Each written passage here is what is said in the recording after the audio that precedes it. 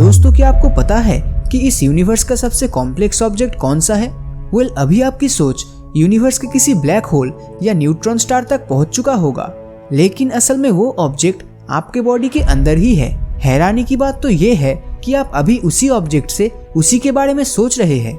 हमारे यूनिवर्स का सबसे कॉम्प्लेक्स ऑब्जेक्ट हमारा ब्रेन ही है। इससे हम इंसान ना जाने क्या क्या कर सकते हैं और क्या कुछ याद रख सकते हैं। साइंटिस्ट के अनुसार ह्यूमन ब्रेन 10 टेराबाइट से लेकर 1000 टेराबाइट तक इंफॉर्मेशन स्टोर कर सकता है। लेकिन क्या हो अगर हमारे पास ब्रेन हो ही नहीं? क्या हम इंसान बिना ब्रेन के सरवाइव कर सकते हैं? और क्या हमारी बॉडी बिना ब्रेन के कोई भी एक्शन कर सकती है? आज के इस वीडियो में हम आपको यही बताने वाले हैं। तो चलिए शुरू करते हैं। बात है साल 1945 की। लॉयड ओल्सन नाम के एक इंसान ने मिरेकल माइक नाम के एक चिकन के सर को काट दिया था। अब आप सोच रहे होंगे कि वो चिकन तो तुरंत ही मर गया होगा, लेकिन ऐसा नहीं हुआ। मिरेकल माइक 18 महीने तक जिंदा रहा और पूरी दुनिया के लोगों को सरप्राइज कर दिया। उसको खाना पानी तो डायरेक्ट उसके गले के थ्रू ही मिल जाता था। लेकिन असली मिरेकल की बात तो ये है कि वो बिना दिमाग के जी कैसे रहा था। इसका कारण ये था कि उसकी बॉडी में अभी भी ब्रेन स्टेम्स प्रेजेंट था, जो उसे सभी नॉर्मल फंक्शंस करने में हेल्प कर रहा था। सेकेंडली, बर्ड्स के दिमाग का कुछ हिस्सा उनके गले में भी होता है, जिसको अगर सही से रखा जाए तो ऐसा मिरेकल होना पॉसिबल है। तो क्या हम इंसान भी बिना सर के, मतलब कि बिना ब्रेन के जी सकेंगे? हमारी बॉडी में बहुत से ऐसे एक्शंस होते हैं जिनके लिए ब्रेन की जरूरत नहीं होती, जैसे कि रिफ्लेक्स एक्शन। जब भी आप किसी गर्म चीज को छूते हैं तो आपका हाथ इंस्टेंटली अपने आप ही वहां से हट जाता है। इसे हम रिफ्लेक्स एक्शन कहते हैं, लेकिन इसमें हमारे ब्रेन का कोई रोल नहीं होता। इमेजिन कीजिए कि किसी गर्म चीज के कारण हमारे हाथों के सेल्स को ओवरहीटिंग के इलेक्ट्रिकल सिग्नल्स रिसीव होते हैं। नॉर्मल कंडीशन में हमारे नर्वस सिस्टम के थ्रू ये सिग्नल ब्रेन तक लगभग 111 मीटर पर सेकंड की स्पीड से जाएगा। ये स्पीड एक फार्मूला 1 रेसिंग कार से भी ज्यादा तेज है। अब आपको ये स्पीड बहुत तेज लग रही होगी, लेकिन इसके बावजूद भी आपके हाथों के सेल्स नहीं बच पाएंगे और हीट के कारण वो डैमेज हो जाएंगे। इससे बचने के लिए हमारी बॉडी रिफ्लेक्स एक्शन परफॉर्म करती है। इसमें ये इलेक्ट्रिकल सिग्नल्स ब्रेन तक ना जाकर स्पाइनल कॉर्ड तक ही जाता है और उसके बाद वापस आ जाता है। इससे हम समय रहते किसी भी एक्सटर्नल डैमेज से बच जाते हैं। इस प्रोसेस में ब्रेन का कोई इन्वॉल्वमेंट नहीं होता है, लेकिन फिर भी अगर आपका ब्रेन आपकी बॉडी में प्रेजेंट नहीं हुआ तो आप कोई भी एक्शन परफॉर्म नहीं कर पाएंगे। सिंपल सी लैंग्वेज में कहे तो हम अपने ब्रेन के बिना जिंदा नहीं रह सकते, क्योंकि ब्रेन हमारी बॉडी को कंट्रोल और कोऑर्डिनेट करता है और बिना कोऑर्डिनेशन के तो कुछ नहीं होने वाला है।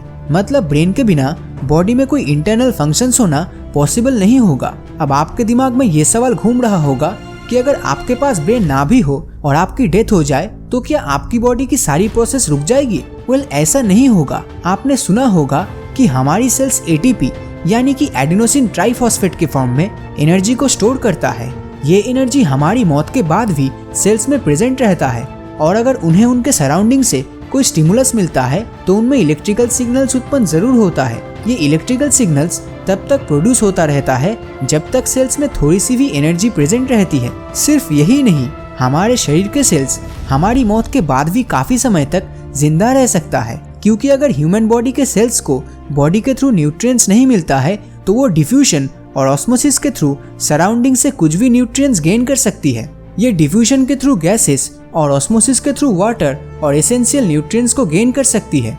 आपको बता दूं कि इन दोनों ही प्रोसेस में पार्टिकल सेल के बाहर के ज्यादा घने एरिया से उसके अंदर की ओर कम घने वाले एरिया की तरफ मूव करता है। आपने कई लोगों से तो ये सुना होगा कि मौत के बाद इंसानों के नाखून और बाल बढ़ते रहते हैं। दोस्तों, ये बात बिल्कुल झूठ है। दरअसल ऐसा हमें इसलिए लगता है क्योंकि मौत के बाद हमारी स्किन सेल्स श्रिंक होने लगती है, मतलब कि सिकुड़ने लगती है, और इसके कारण नाखून और बाल अपनी सराउंडिंग के कंपैरिजन में पहले से ज्यादा बड़े लगने लगते हैं। वैसे क्या आप ये जानते हैं कि हमारी बॉडी में डाइजेशन प्रोसेस मौत के बाद भी चलती रहती है?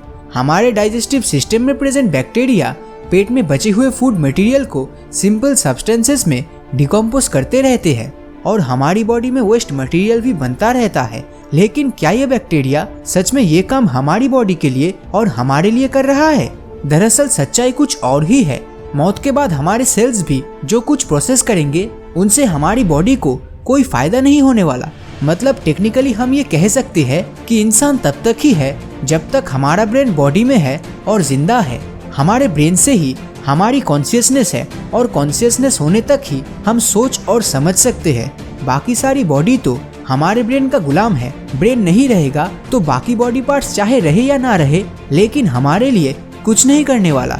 वैसे आपको एक बात बताना चाहूँगा कि साइंटिस्ट ने एक्सपेरिमेंटली ये प्रूव किया है कि अगर किसी इंसान में ब्रेन होता है तो वो किसी भी वीडियो को इजीली लाइक और शेयर कर सकता है, लेकिन बिना ब्रेन के ऐसा नहीं किया जा सकता। और दिमाग से याद आया कि आपको पता है एल्बर्ट आइंस्टाइन के मरने के बाद उनके दिमाग को चोरी कर लिया गया था, लेकिन उसके बाद उनके दिमाग के साथ क्या हुआ? अगर आपको इसके बारे में जानना है तो वो वीडियो आपको स्टोरीपीडिया प्लस यूट्यूब चैनल पे देखने मिल जाएगा। और अगर अभी तक आपने हमारे चैनल को सब्सक्राइब नहीं किया है तो सब्सक्राइब करके नोटिफिकेशन बेल को ऑन कर दीजिए, क्योंकि मैं ऐसे ही वीडियोस हर हफ्ते लाता रहता हूँ। तो मिलता हूँ आपसे अगले वीडियो में, और हमेशा की तरह थैंक्स फॉर वॉचिंग।